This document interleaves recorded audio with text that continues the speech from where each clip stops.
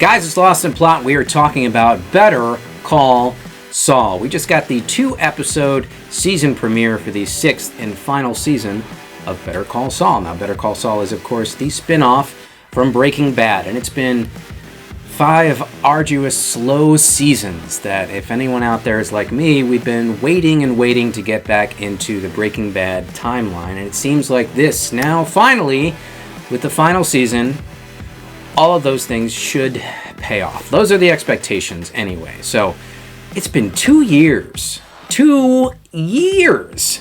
since season 5 of Better Call Saul.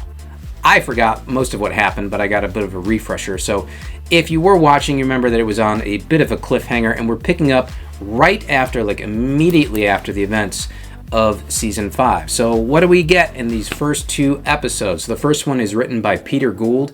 Peter Gould is the guy that created the character Better Call Saul. When he was writing on Breaking Bad for Vince Gilligan, who is the creator of Breaking Bad, Peter Gould was the one that came up with the idea of Saul Goodman.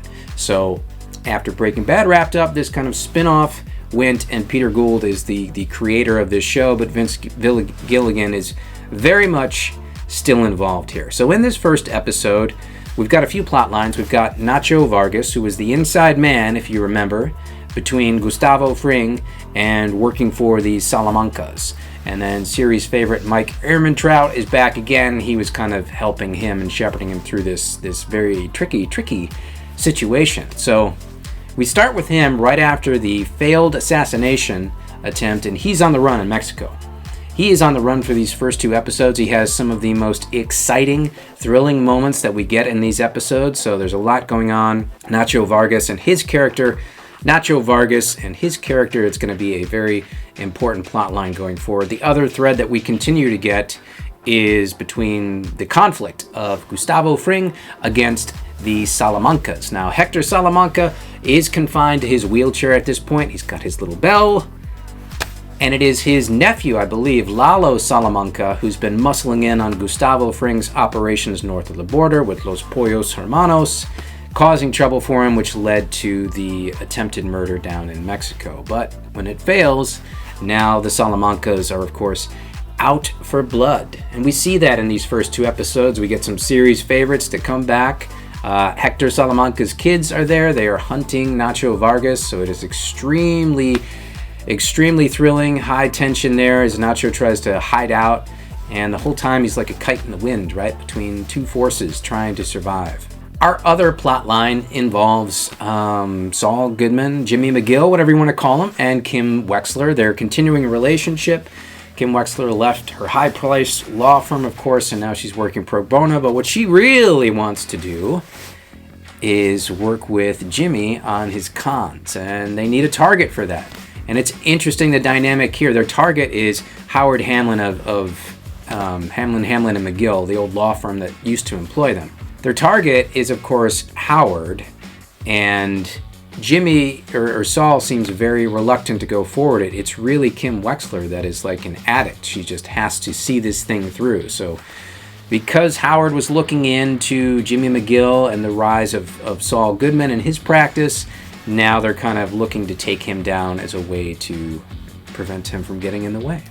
So we get some pretty great moments here. I mean, everyone's really hoping to see the colorful, crooked lawyer Saul Goodman that we got in Breaking Bad. And like, we still haven't gotten to that point quite yet, where he's not full up on his operations. We've seen glimpses.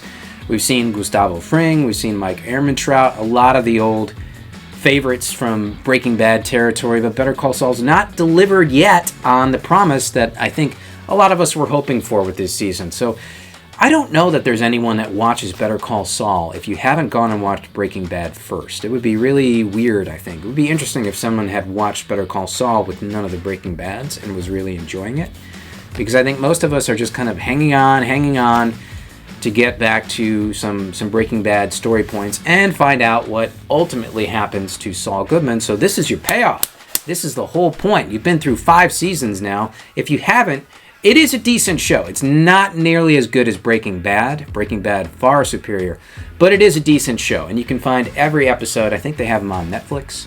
You can watch all 5 seasons there. Season 6 is airing live right now on AMC. So, the other thing that we really need to give some credits for is the music of Dave Porter. Dave Porter. His music is awesome. I guarantee you, if you got rid of the music, if you just watched the show on mute, it would be some of the most boring stuff you can imagine.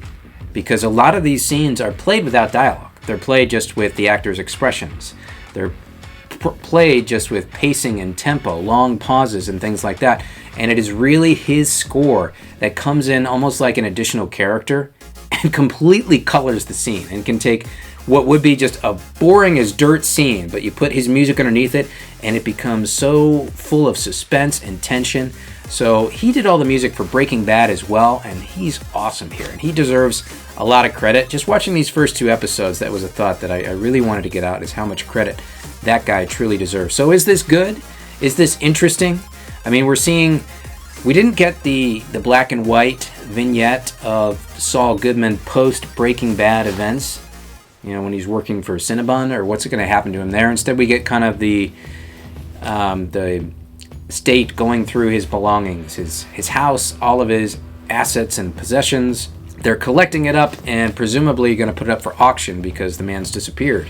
So, you know, the vultures come in and grab it all. We didn't get anything there. Instead, we kind of get that colorful vignette that, a lot like Breaking Bad, when they kind of, sometimes they'll focus on a particular object and that'll keep popping up throughout the season. Well, they do that here, and they focus on wine stopper, of all things, that falls out of one of his dressers, I think. So, seeing some Breaking Bad tendencies there. So, is this good? It's not as good as Breaking Bad, but are we liking Better Call Saul? Yeah, it's still well done. I'm still interested to see the great performances from all these guys. Giancarlo Esposito as Gustavo Fring. And, of course, there is the promise that Bryan Cranston and Aaron Paul will be back to play Walter White and Jesse Pinkman later in the series. But considering that we are splitting these episodes up, Season 6 is supposed to be 13 episodes, and we're only getting the first half. Now, just the first half here in April. And then we have to wait. We have to wait until July for the second half. So what I'm worried about is, the big question here is, well, what is going to happen with these characters that we don't know anything about from the Breaking Bad timeline? The biggest one probably being Kim Wexler and his relationship with her. Where is that going to go? She is dangerously involved in a lot of his plots and ploys, and she's almost like a moth to the flame with her attraction to it.